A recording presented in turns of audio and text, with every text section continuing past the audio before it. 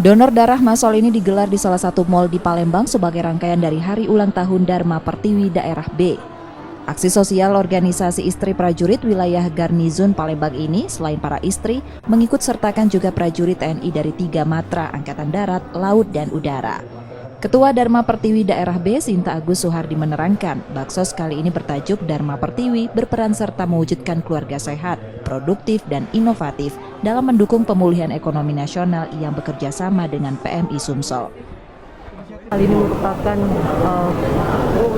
wujud nyata dari Dharma Pertiwi Daerah B untuk membantu masyarakat yang membutuhkan.